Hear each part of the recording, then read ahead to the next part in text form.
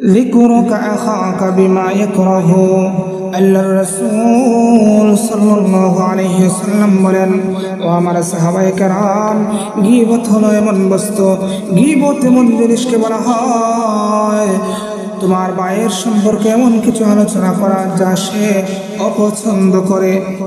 সাহাবায়ে কেরাম আরজ করলেন, আফারাআইতা ইন কানা ফি আখি মা আকুল, রাসূল আমি যা বলছি তা যদি আমার ভাইয়ের মধ্যে বাস্তবিক থেকে থাকে তবে আপনি কি বলবেন?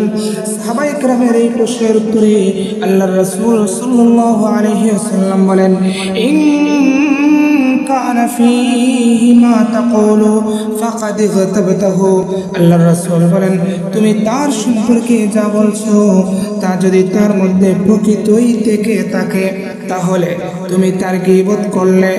ওয়া ইল্লাম ইয়াকুন ফীহি ফাকাদ বাহাত্তাহু, আর যদি তার মধ্যে না থাকে তাহলে তুমি তার প্রতি অপবাদ আরোপ করলে। আমরা হাদিস থেকে জানতে পারলাম গীবত কাকে বলে, গীবতের পরিচয়। অথচ আজকাল আমাদের মাঝে গীবতের চর্চা খুব বেশি হয়। বাসা বাড়ি, দোকানপাট, এমনকি মসজিদ মাদ্রাসায় বসেও আমরা গীবত করি। অথচ কোরআন এবং হাদিসে গীবতের ভয়াবহ ক্ষতি সম্পর্কে আলোচনা করা হয়েছে। গীবত হারাম এবং গীবতের ক্ষতি অত্যন্ত মারাত্মক, যা মানুষকে দুনিয়াতেও ধ্বংস করে আখিরাতেও ধ্বংস করে দেয়, তার সম্পূর্ণ আখিরাত পরকালীন জীবনকে বরবাদ করে দেয়। গীবতের কারণে কবরের মধ্যে আযাব দেওয়া হয়।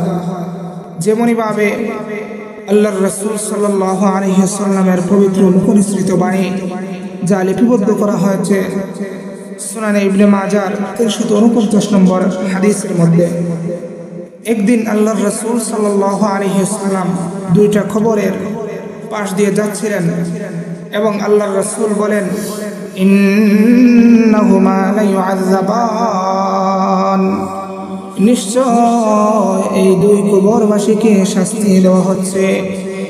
ওয়া মা ইউআযাবান ফি কাবীর, এবং তাদেরকে কঠিন কোনো অপরাধের জন্য শাস্তি দেওয়া হচ্ছে না। আম্মা আহাদুহুমা ফায়ুআযাবু ফিল বাউলি, এই দুই কবরবাসীর মধ্যে একজনকে পেশাবে অসতর্কতার কারণে শাস্তি দেওয়া হচ্ছে। ওয়া আম্মাল আখারু ফায়ুআযাবু ফিল গীবা, আর অপরজনকে আযাব দেওয়া হচ্ছে, শাস্তি দেওয়া হচ্ছে গীবত করার কারণে। গীবতের 2 নম্বর ক্ষতি হচ্ছে গীবত সবচেয়ে বড় ভুল।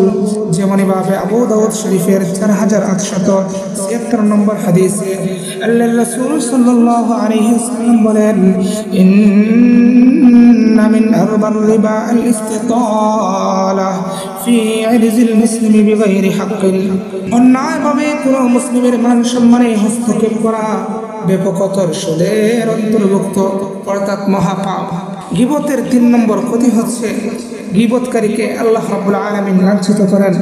যেমনিভাবে হযরতে আবি বারযাহ আল আসলামী রাদিয়াল্লাহু আনহু থেকে বর্ণিত এবং সুনানে আবু দাউদের 4880 নম্বর হাদিসে লিপিবদ্ধ, আল্লাহর রাসূল সাল্লাল্লাহু আলাইহি ওয়াসাল্লাম বলেন, ইয়া মা'শারা মান আমানা বিলিসানিহি ওয়া লাম ইয়াদখুলিল ঈমানু কলবাহু, আল্লাহর রাসূল বলেন, হে দুনিয়ার লোকেরা, যারা কেবল মুখে ঈমান এনেছো কিন্তু ঈমান অন্তরে প্রবেশ করেনি, লা তাগতাবুল মুসলিমিন, তোমরা মুসলিমদের গীবত করবে না, ওয়ালা তাত্তাবিউ আওরাতিহিম, এবং তোমরা মানুষের দোষ ত্রুটি তালাশ করবে না।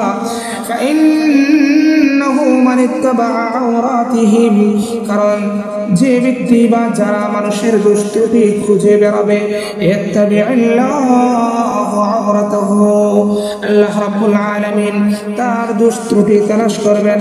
ওয়া মান ইত্তাবিউল্লাহু আওরাতাহু, আর আল্লাহ তাআলা যদি কারো দোষ ত্রুটি তালাশ করেন ইয়াফদাহু ফি বাইতিহি, তাকে তার ঘরের মধ্যে তার ঘরের মধ্যেই অপদস্থ আর লাঞ্ছিত করে ছাড়বেন। নাউজুবিল্লাহ। তাহলে গীবতের ৩ নম্বর ক্ষতি, আল্লাহ তাআলা গীবতকারীকে লাঞ্ছিত করেন। এজন্য আমাদের উচিত আমরা মানুষের দুশ্চর্চা করব না, মানুষের পিছনে বদনাম করব না, মানুষের ক্ষতি করব না। যদি আমরা মানুষের পিছনে বদনাম করি, মানুষের গীবত করি, তাহলে রব্বুল আলামিন আমাদের দোষ ত্রুটি তালাশ করবেন এবং আমাদেরকে আমাদের ঘরের মধ্যেই লাঞ্ছিত করবেন, অপমানিত করবেন, আর বাহিরে তো করবেনই।